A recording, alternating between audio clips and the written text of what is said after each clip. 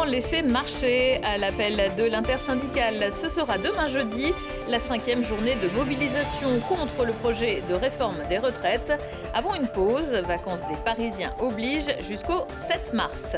C'est dans la rue qu'ils font leurs courses. À Grenoble comme dans d'autres grandes villes, ils récupèrent ce que les magasins d'alimentation retirent de la vente, y compris jusque dans les poubelles. C'est interdit, mais certains estiment ne pas avoir le choix. Et puis littérature, histoire, sciences, chasse, photos anciennes, cartes postales, édition de Beldon, livres du Dauphiné ou d'autres montagnes. Des trésors proposés par la librairie des Alpes. Un refuge unique à Grenoble qui ne veut pas céder aux sirènes du e-commerce. Bonsoir à tous, bienvenue dans ce JT du mercredi 15 février 2023. Du lundi au vendredi, à partir de 18h, l'essentiel de l'actualité du Grand Grenoble. Les syndicats appellent à remettre ça alors que le débat sur le projet de réforme des retraites fait rage à l'Assemblée nationale. Une nouvelle journée d'action est prévue jeudi dans toute la France. À Grenoble, le cortège partira à 10h de la gare avant d'emprunter les grands boulevards pour arriver place de Verdun. La dernière manifestation samedi avait rassemblé entre 10 500 et 25 000 personnes dans les rues de la capitale des Alpes. Quelques perturbations à prévoir dans les transports en commun. À la SNCF, un train sur 5 ne devrait pas rouler, un TER sur 2 et côté TAG, en moyenne, un tram sur 2 et un chronobus toutes les 10 minutes. Le détail sur tag.fr/grève. Le gaspillage alimentaire, un véritable fléau. En moyenne, chaque supermarché jette 20 kilos de nourriture par jour.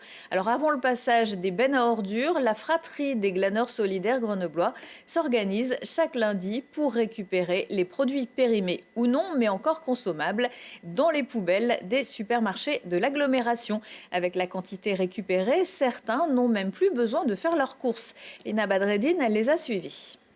Deuxième équipe. Au total, 5 équipes se sont constituées ce jour-là. Objectif, lutter contre le gaspillage alimentaire en récupérant les denrées encore consommables dans les poubelles des supermarchés. On a même du saumon. Depuis 8 ans, la fratrie des glaneurs solidaires grenoblois propose une alternative aux associations qui exigent des revenus en dessous de 700 € pour être aidés. Ce soir, on a récupéré pas mal de légumes et de yaourts, de choses comme ça, de produits laitiers. Et là, on a aussi récupéré des croissants, des viennoiseries. Selon le ministère de la Transition écologique, les pertes et gaspillages alimentaires représentent 10 millions de tonnes de produits par an, une valeur commerciale estimée à 16 milliards d'euros. Les 2 adultes avec 3 enfants et chaque semaine ça me permet de pouvoir faire, donc j'ai calculé environ entre 250 et 300 € d'économie en course. Et après chaque passage, les membres du collectif nettoient et remettent les bennes en place. Nos actions se basent sur de la désobéissance civile, sur de l'action directe et non violente. On fait de l'écologie positive et radicale. Et nous sommes assez fiers de ce que nous faisons. On n'a même pas besoin de se cacher parce qu'on assume ce qu'on fait. Mais pour empêcher les glaneurs, certaines enseignes ont leur technique. Ils mettent des trucs en verre volontairement pour blesser les personnes qui tenteraient de monter. Si j'étais à la place d'un supermarché, je me dirais que je préférais que les gens ils aillent fermer les poubelles que de voler dans les rayons en fait. Dans ce magasin, il y a eu un passif. Il y a eu des gens qui ont foutu le bordel. Or, ce n'était pas nous. Alors depuis, dans ce supermarché de Fontaine, les produits jetés sont éventrés. Avec soin, chaque aliment a été transpercé d'un coup de cutter. Coup de cutter, ils ouvrent bien le truc pour que ça soit irrécupérable. Pourtant, depuis 2016, la loi Garot interdit les pratiques de destruction d'aliments encore consommables. Allez, même les yops, ils sont crevés. Non oh oui, ils sont crevés, hein. Ils sont jusqu'au boutiste. Mais les glaneurs réussissent quand même à récupérer certains produits, un butin qu'ils partagent ensuite équitablement avec les autres équipes de collecte. Tous ces aliments qui auraient dû être jetés serviront donc à nourrir des étudiants, personnes âgées, travailleurs et classes moyennes précaires, personnes en situation de handicap. La liste est longue, autant que le combat qu'ils mènent contre le gaspillage alimentaire. Et pour participer à la lutte contre le gaspillage alimentaire, la loi impose aux distributeurs de plus de 400 mètres carrés de magasins de proposer des conventions de dons à des associations d'aide alimentaire. Il y a 2 ans, en pleine pandémie de Covid, les librairies avaient finalement été reconnues comme commerce essentiel et autorisées à ouvrir. Un chapitre seulement dans la longue vie de la librairie des Alpes, 1 rue Casimir-Périer à Grenoble, un établissement créé à la fin de la Seconde Guerre mondiale et aujourd'hui repris par 2 frères à la suite du décès de leur père. Une histoire de famille et de passion que nous raconte Mirko Pesci. Entre gravures, lettres et ouvrages, la librairie des Alpes n'est pas qu'une simple boutique, c'est un refuge dédié à la montagne et au Dauphiné. On y trouve des livres anciens, épuisés voire introuvables. Certains livres ne restent pas plus d'1 semaine, mais ici, les connaissances se partagent. La librairie des Alpes, c'est une librairie, je dirais, hors du commun. Et donc, il faut absolument qu'elle perdure, qu'elle reste. C'est vraiment un lieu de mémoire.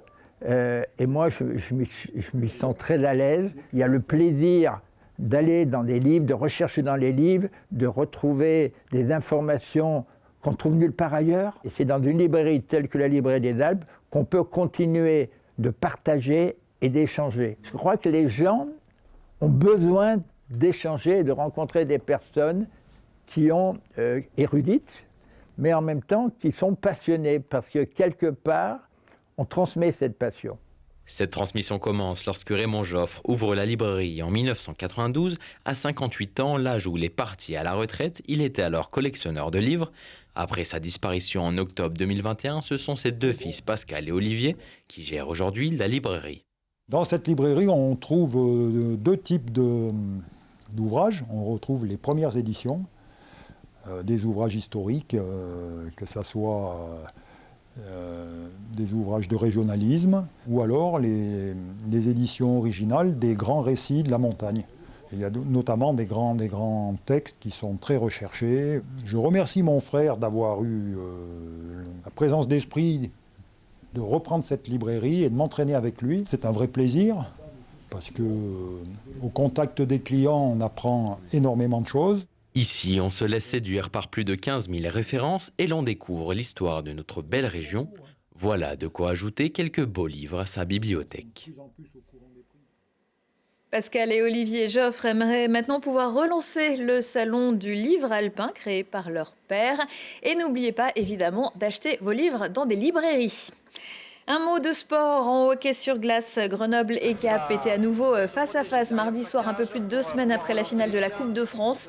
Et pour cette 39e journée de Ligue 2, le match a encore tourné à l'avantage des Brûleurs de Loup, auteur de 6 buts contre 2 seulement pour les Gapençais qui jouaient pourtant à domicile et l'avaient emporté lors des 2 précédentes confrontations à la maison.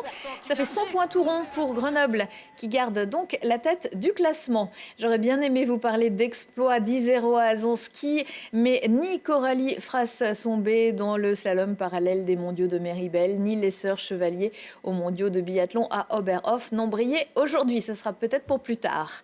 Si on sortait, l'Ouest américain et tous ses clichés débarquent à la basse-cour de Grenoble en cette 2e moitié de semaine. À partir de jeudi, venez rire devant Road Trip plein gaz sur la 66 aux côtés des comédiens Christelle Rochas, Aurélien Porteau et Camille Miséry, une comédie à 100 à l'heure. Et puis côté poids lourd de l'humour, Florence Foresti est annoncée au Summum le 23 juin, l'occasion de découvrir son nouveau spectacle Boys, Boys, Boys, dont on dit le plus grand bien. C'est la fin de ce JT. Retour de l'actu dans 1 heure et en replay sur télégrenoble.net. Je vous souhaite à tous une excellente soirée.